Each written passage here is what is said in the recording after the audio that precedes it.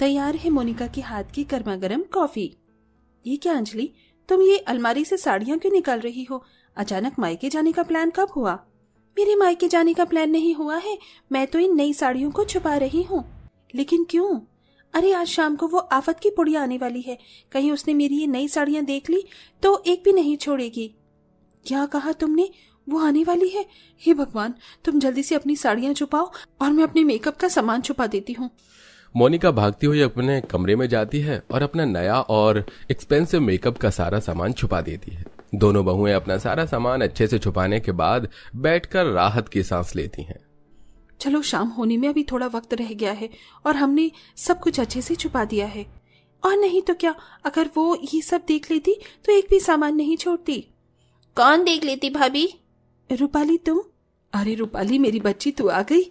4 बजे का बोलकर 5 बजे आ रही है। रूपाली की दोनों भाभी उसके लिए नाश्ता लेकर आती हैं, जिसे करने के बाद अब रूपाली एक एक करके अपनी भाभियों के कमरे में जाती है। ये क्या भाभी, आपके कमरे में तो मुझे कुछ नया सामान नहीं लग रहा है। कहीं मैं आने वाली हूँ इसलिए तो आपने सब कुछ छुपा तो नहीं दिया? अरे नहीं रूपाली, ऐसा नहीं है। भला हम ऐसा क्यों करेंगे? हमारा जो भी है वो सब तुम्हारा ही तो है। भाभी मैं तो मजाक कर रही थी, अब तो सीरियस ही हो गई। अपनी भाभियों के साथ रूपाली किचन में आ जाती है, जहां उसे न्यू प्रेशर कुकर मिलता है, जिसे देख रूपाली फौरन उसे कुकर को ले लेती है। मुझे तो यही प्रेशर कुकर चाहिए था। भाभी क्या मैं इसे अपने ससुराल ले जाऊं? वो क्या है ना, मेरे ससुराल का कुकर खराब हो गया है।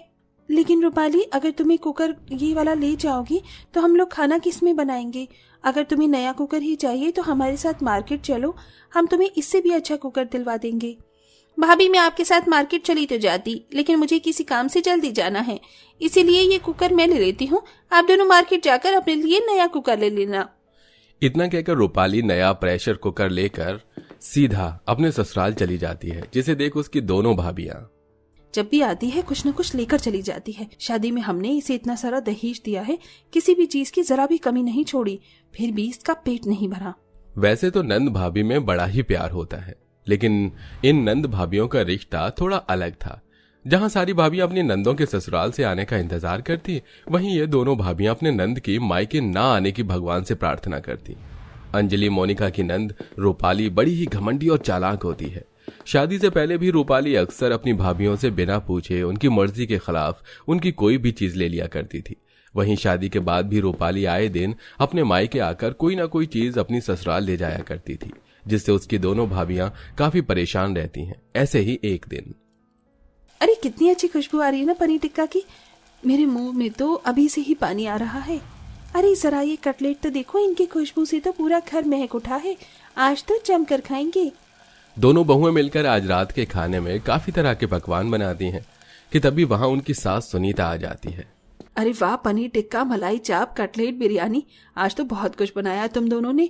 मैं जल्दी से रूपाली को कॉल करके यहीं बुला लेती हूँ, आज हम सब लोग साथ में खाना खाएंगे। इतना कहकर सुनीता अपनी बेटी रूपाली को कॉल करने के लिए चली जाती है, जिसे देख, हे भगवान, इतने अरमान से हमने इतना सारा पकवान बनाया था, लेकिन अब वो रूपाली की बच्ची इन सबको चट कर जाएगी और हमारे लिए जरा सा भी कुछ नहीं बचेगा।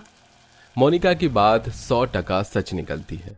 रूपाली अपने हिस्से के साथ साथ अपनी दोनों भाभियों का हिस्सा भी जानबूझकर खत्म कर देती है, जिसके चलते अब दोनों भाभियों को सुबह की बासी रोटी और सब्जी खाकर अपना पेट भरना पड़ता है और ऐसे ही समय गुजरता रहता है।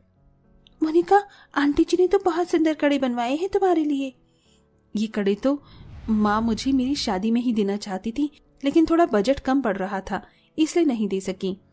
अपनी माँ के दिए हुए सोने के कड़े को पहनकर मोनिका काफी खुश हो रही होती है। तभी उसकी खुशी भंग करने उसकी नंद रूपाली आ जाती है। वाह भाभी, ये कड़े तो कितने प्यारे लग रहे हैं। आपको पता है, ऐसे ही कड़े का डिजाइन मैंने एक मैगजीन में देखा था। जब से मेरा मन इन कड़ों को पहनने का कर रहा है। काश मैं भी ऐसे कड़े पहन पाती। हाय मेरी बच्ची, कैसे उदास हो गई। मोनिका बहू, थोड़े दिनों के लिए अपने कड़े निकालकर अपनी ननद को पहनने के लिए दे दे। इस बेचारी के भी इन कड़ों को पहनने के अरमान पूरे हो जाएंगे। माँ जी, ये आप क्या कह रही हैं? ये कड़े मुझे मेरी माँ ने दिए हैं, मैं रूपाली को कैसे दे सकती हूँ? अरे तो मैंने कौन सा बोला है तुझे कि तू हमेशा के लिए इसे दे दे? कुछ दिनों के लिए दे दे और जब तुझे पहनना हो तो वापस ले लियो। हाँ भाभी, और वैसे भी मुझे परसों एक शादी में जाना था, मेरी साड़ी पर ये कड़े काफी अच्छे लगेंगे। इतना कहकर रूपाली खुद ही मोनिका के हाथों से उसके कड़े निकाल कर पहन लेती है। देखा माँ, ये कड़े मेरे हाथों में